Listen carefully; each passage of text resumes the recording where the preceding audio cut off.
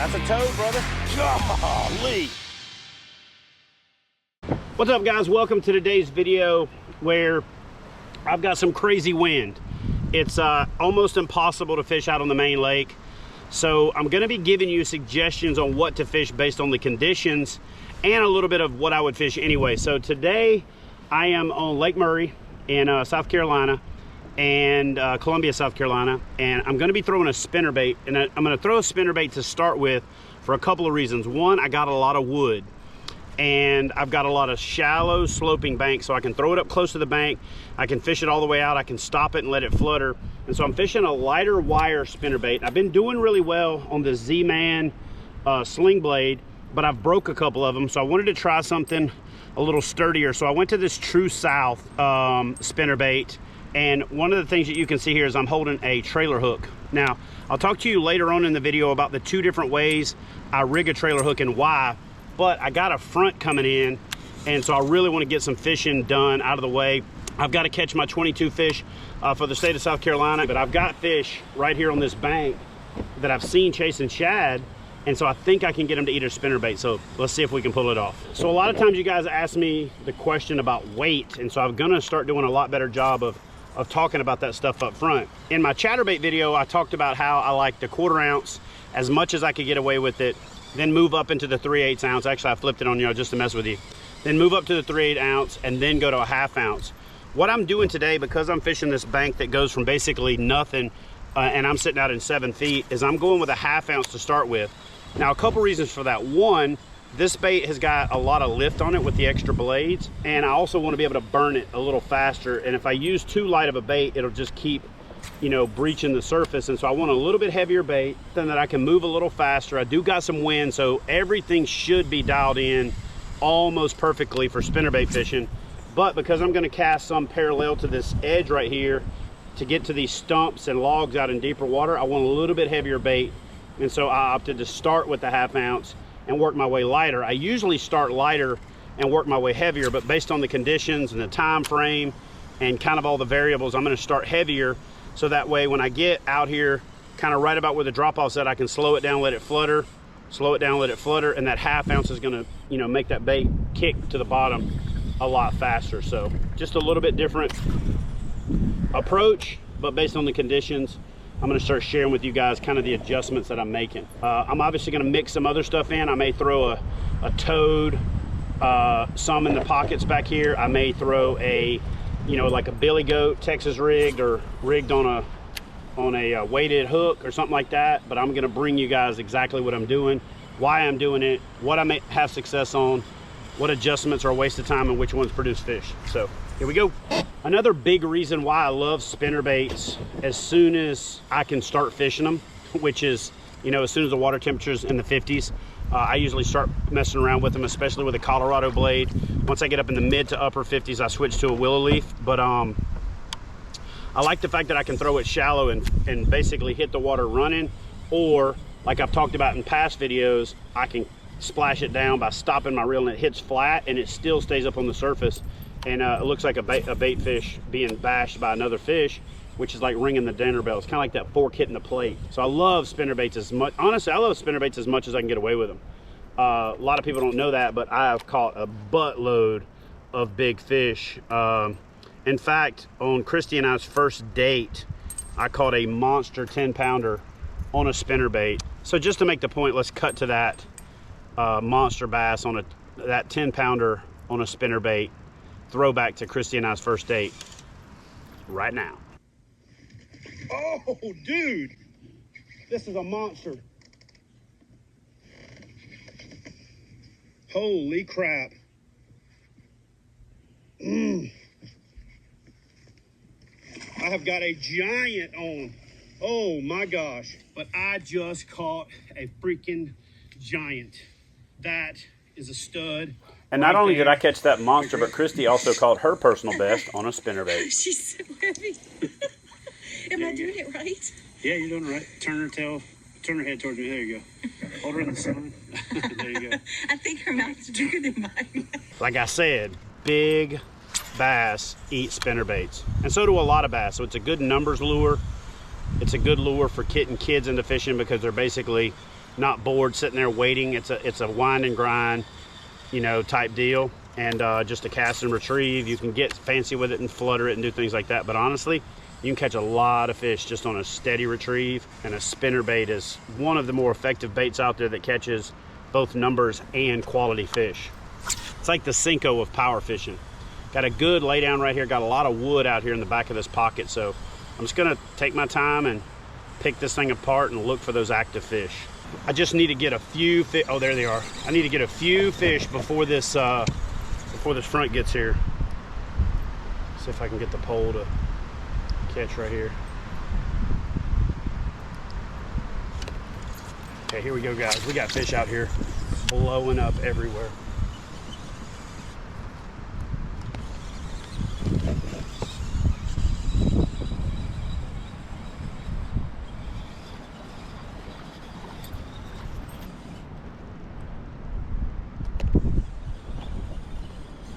There we go, fish on.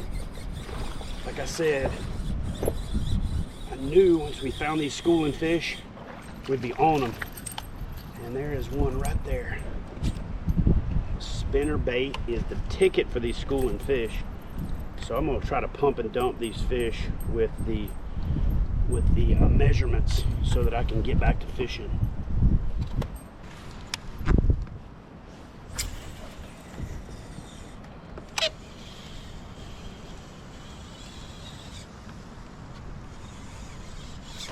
There we go, there's another fish. This is a better fish, guys. This is a better fish. I don't know if he's a net fish, but he's a better fish. Oh yeah, we'll net this one. We'll net this one for sure. Yeah, get that guy right there. Get that guy right there. All right, let's get this joker on the board. Get that lure back in the water.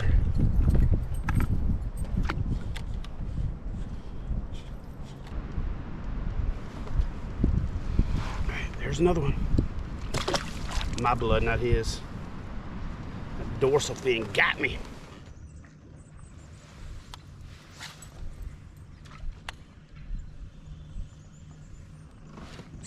There he is.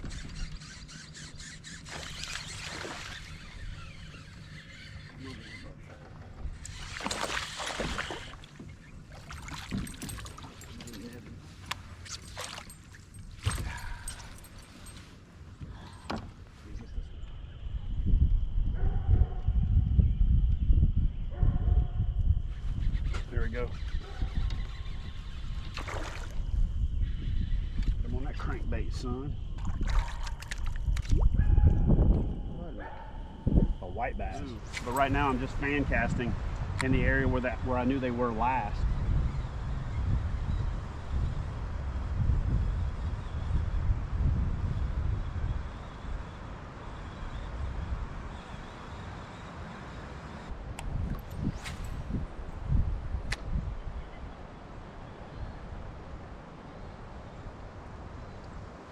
There we go. I literally killed it, let it flutter right over that pocket where they were blowing up before, and one freaking smoked it. Oh, this is good.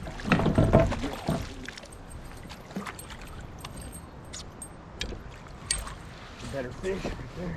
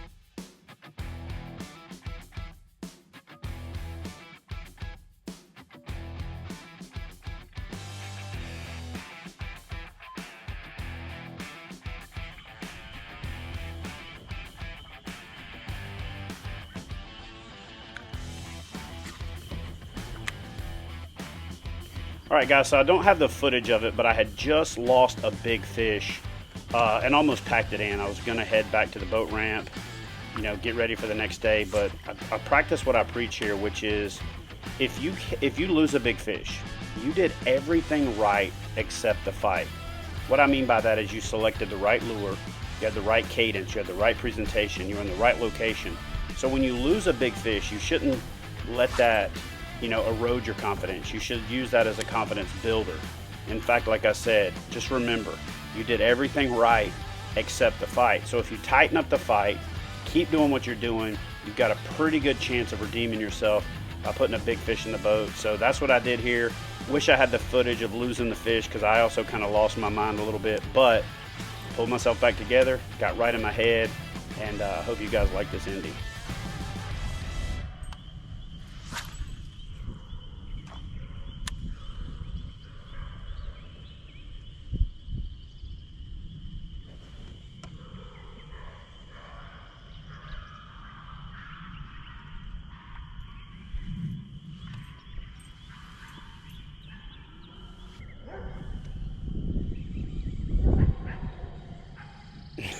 And yes, it does sound like there was a dog getting murdered in the background. In fact, that went on pretty much until after dark.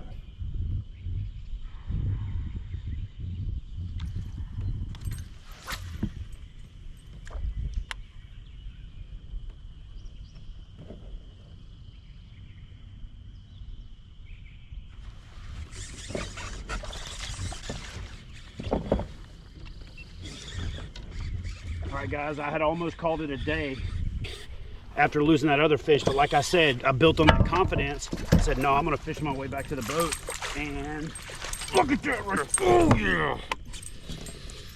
Take that confidence and spin it. Don't take the confidence and spin out, okay? Spin it into fish. Don't spin out in your own head. The number one thing that puts you on big fish is what's right here between your ears, and that confidence is the key. Man, let's look at this. Look at that. Look at that thing right there. Look at that thing. I'm gonna get a photo of this thing. I'm gonna go get some food. We'll get back out here tomorrow and finish up the Catch 22 Challenge. South Carolina, Columbia, Lake Murray. Let's get that thing back in the water.